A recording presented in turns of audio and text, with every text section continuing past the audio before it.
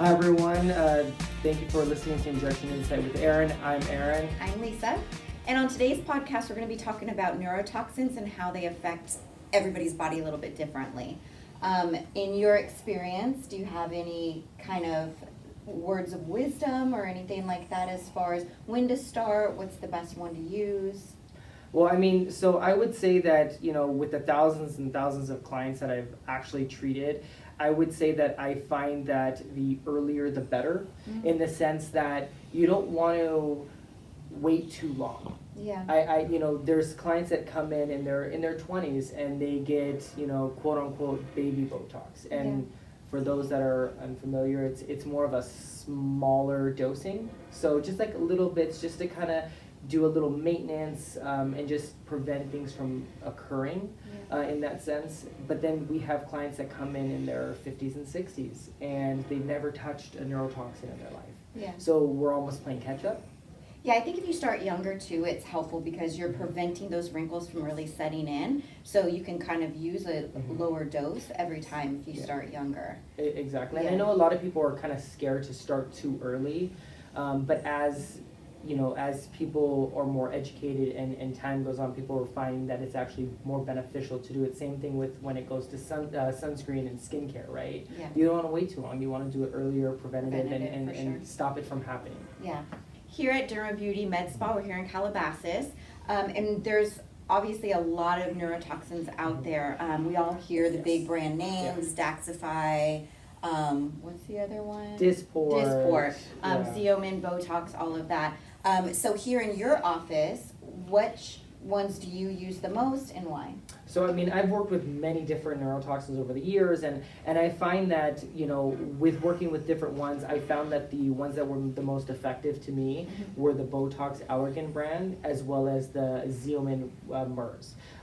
The reason why I carry both, so the MERS, for instance, the MERS Xeomin brand, that one is a cleaner neurotoxin. So that one is, it's double filtered and it has less additives and proteins. So your body doesn't actually get a chance to become immune and cause antibodies to those. Yeah. So in that sense, it's a more lighter neurotoxin. It's gonna last just as long as the Botox brand, but it's going to be just a cleaner one, right? So if somebody wants a more natural feel, they want something a little lighter, if they're worried about having any additives to their body, that's going to be the one that it would go to, right? And I think it's important to talk about the difference between the Botox and Xeomin because we have a lot of patients that call and ask.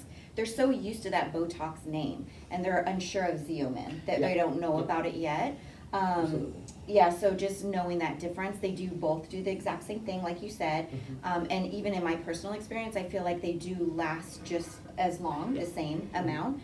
But I feel like Xeomin kicks in a little bit faster. Yeah, I mean, but that goes back to how everybody reacts differently, right? So I have people that do only Botox Allergan brand. They absolutely love it. They love how strong it feels and how tight it is on their skin, and that's what they want. They don't want to try anything else, and that's totally fine because it works effective for them, right? It works but then, for you, for instance, for you, it's the opposite where you really love that Xeomin. Right, so it just depends on the person and how they feel it affects them.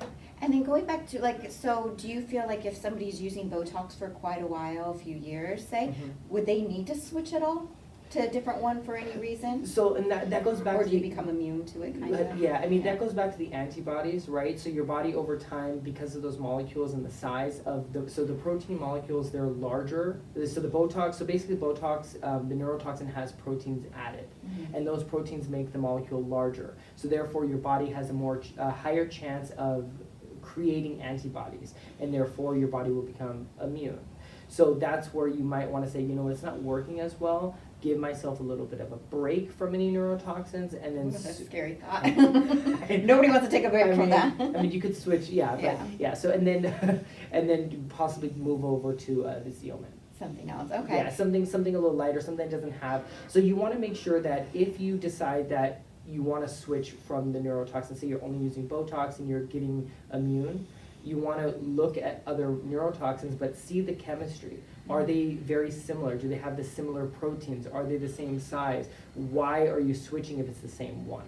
Which is why I say that if you're going to switch to a cleaner one with less additives, which is going to be a smaller molecule, like Xeomin, which is why we carry the Botox and the Xeomin here. Perfect.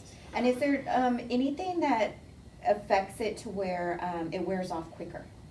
What are those things? Yeah, I mean, there are. So basically, I let people know that if you work out a lot, you're very active, very, physically fit, that's amazing. Great for you. Love that for you, right? But your metabolism is high, so. But your metabolism is going to be high. So if your metabolism is higher, you're going to have a higher chance for it to wear off faster. So your body's going to run through it faster. So if you're more active, you take any kind of stimulants, for instance, anything that's going to boost that metabolism, anything that's it's going to wear off faster. Like a fat burner or something. Like a fat burner or something like that. Exactly. What about now, because the Ozempic and all of that is such a big thing, do you feel like that would affect as well? No, not necessarily. Not Okay. necessarily, because the Ozempics and those types of weight loss drugs, they're not stimulants. All they're going to do is they're going to prevent you from wanting to overeat, for instance. So they're not going to affect your metabolism. Okay. Really. Yeah. Is there anything that a person could use to help prolong because I've heard, just for me, like, is it zinc, right? You Yes, would take there's some zinc studies to show. help. There's some studies that show that zinc does help prolong it. Okay. Is there anything else that I mean, people that have, when we talk about, how your body can affect the neurotoxin. So, for instance, if you have a thyroid condition, right? If you have hyperthyroidism, which is, your body's gonna be metabolizing faster, you might run through your neurotoxin faster. Whereas if you have hypothyroidism, your body is going to be slower. It's going to be a little bit slower, so your body will actually process it slower and it'll last longer. So, and stuff like that, which is, that goes back to each individual's medical condition and all of that. Okay. And is there any, I know we talked about kind of the age range that, you start and you end. Is there any particular end age, or that you're quote unquote too old to get Botox? No, there's not. I would just say that each person, especially if you, like, say I'm treating you and we're treating you over years and years, just monitoring it. So I know we kind of talked about an age to start with the baby Botox. Is there an age that you're quote unquote too old to get Botox anymore? No, I wouldn't say that there's an age, but what I would say is making sure that your practitioner is monitoring how it's affecting you and whether you're having any issues related to it, right? So like if an area is not working as well, or all of a sudden you're getting a brow droop, or things aren't working the way that they used to work, readjusting your toxin, whether you need more, whether you need less, whether you need different placement, just adjusting it and just frequently keeping up with that. I think it's important to always adjust what you're doing to the person's age, the person, and who knows, the person's lifestyle might be different than it was 10 years ago or 5 years ago. Even a few months ago from your last visit. So it's like always having a fresh consultation every time you go in, because medication's going to change, lifestyle change, all of that. And that goes back to the practitioner. They need to do their due diligence and ask the patient what's going on with them. Yeah. Because the client or patient might not necessarily throw that information out there, because they're not thinking like, oh wait, hold on, I just started a new medication yesterday, or oh, last week I went to the hospital and had an issue. So just making sure that the practitioner is asking these questions, so then that way things are addressed. We do run into that too a lot of times with patients. Like, you do ask them these regular standard medical questions, but I feel like some patients, they don't think that whatever they're taking or whatever they're doing is going to affect this, but it is important. Like, all these things are important to know. And then also, like, during conversation, like you said, that we'll ask those questions, we don't get them, but then we talk in conversation, and then things get brought up, like, oh, hold on, wait a minute. That was kind of important to know. Yes, thank you for letting me know now. Yeah, definitely. And then what is the normal frequency of getting Botox? So it's typically 3 to 4 months. Yeah, I mean, but like, it goes back to everybody's different. Yeah, everybody's different. But about 3 to 4 months is on average. I would always recommend keeping track of how often you do it, how it's affecting you, and if you notice that it's wearing off at a certain time, come in beforehand. Don't wait till it's fully gone, because then you're reintroducing. You're starting from scratch. You're reintroducing those lines. So I always say just try to come in right before it's gone. Yeah. Anytime there's any movement, you're like, oh wait, I gotta go in again. That's good. Yeah. And we encourage everybody to follow our Instagram, obviously the YouTube, the podcast, and please DM us any questions that you may have about this topic or any other one. We did get somebody, Stephanie, DM'd us a few weeks ago with a question. It says, one treatment you can't live without. I guess one beauty treatment, one aesthetic treatment I you can't mean, live it without. goes with the topic of Botox or Xeomin, my neurotoxin. I mean, Yeah. there's photos from when I was in my early 20s. My skin was insane.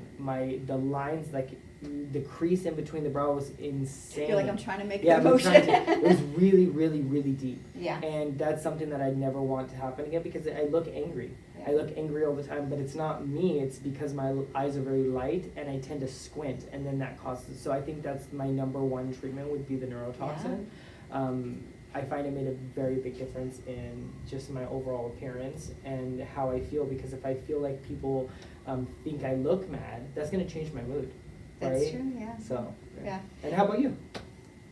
I want them all, right? But I would probably say neurotoxin as well, because I'm just trying to think of, I just noticed when the lines start coming in on the forehead, you just feel tired. You just feel like your makeup starts settling in there. So even just a little bit of Botox or neurotoxin in that area smooths everything out. It just makes you just that nice smooth look. So yeah, I would agree, but obviously we love them all.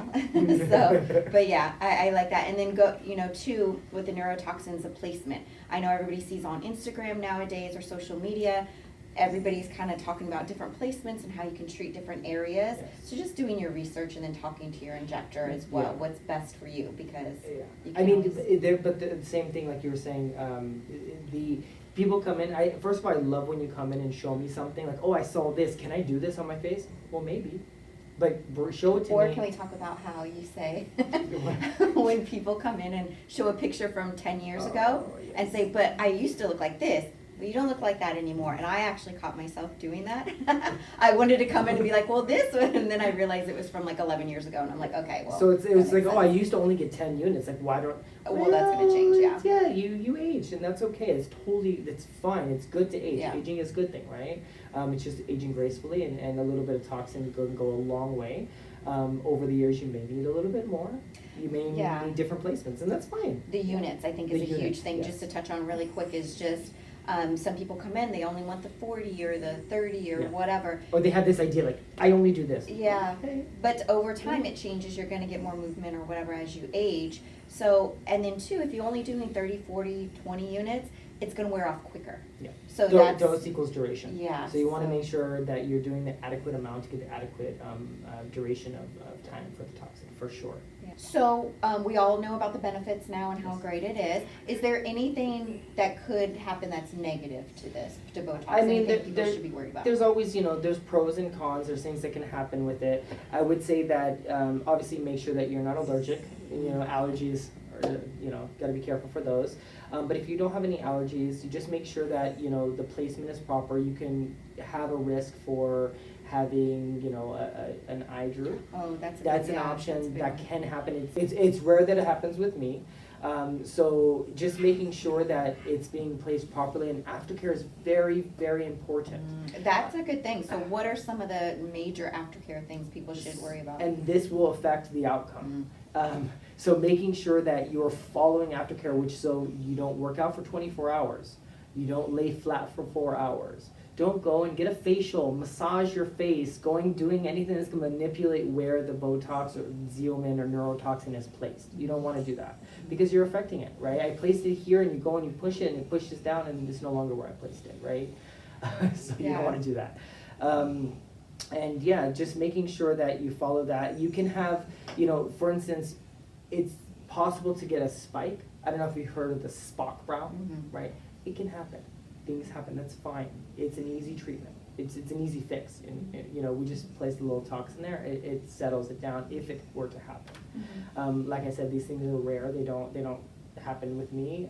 But if they did happen, we could treat it. Easy fix. Very easily fixed. And I think too, the importance of just waiting those full 2 weeks. Yes. So that brings me back to another thing that I want to bring up. If you go to a med spa, a doctor, a plastic surgeon, wherever you go, and they give you neurotoxin, okay, wait 2 weeks before you judge it. Don't love it or hate it for 2 weeks, because your body is adjusting. Sometimes people get, some people, this happens where one brow will start to go up, one will go down, and that's your body balancing it, and it's settling it in. The muscles are adjusting. Don't go to another med spa within 2 weeks and get more neurotoxin without letting them know, because what's gonna happen is you're gonna end up with that droopy brow. You're gonna end up with liptosis. You're gonna end up with a lot of complications that you do not want because you were not patient. Be patient. I absolutely recommend holding off. And if there's an issue with your neurotoxin at the office or the place that you went to, go back at the 2-week mark, discuss what happened, and find out ways to treat it. Don't run off to another random place and try and correct it, and just stick to the person so they can actually treat you, and they can, because they've already treated you. They know Especially where if they it's their placed first it. time with Exactly. you, like they're still learning your face Yeah, and your and body. the practitioners keep records. We keep records of everything we do, where we place, what we do, how many units we did, how we did it, all of it. We keep records of that. Yeah. So if you run off to another place and you don't, properly follow up with what happened, it's not gonna be beneficial to you. You may feel awkward going back, but go back. Sounds good. So if you would like to come visit us here at Derma Beauty and see Aaron, we are here in Calabasas, California. You can follow us on our Instagram at Derma Beauty Med Spa. Please like, share this YouTube video, the podcast.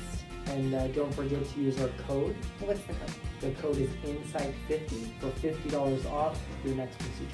Sounds good. And then please just submit any questions that you may have for us for our next future episodes.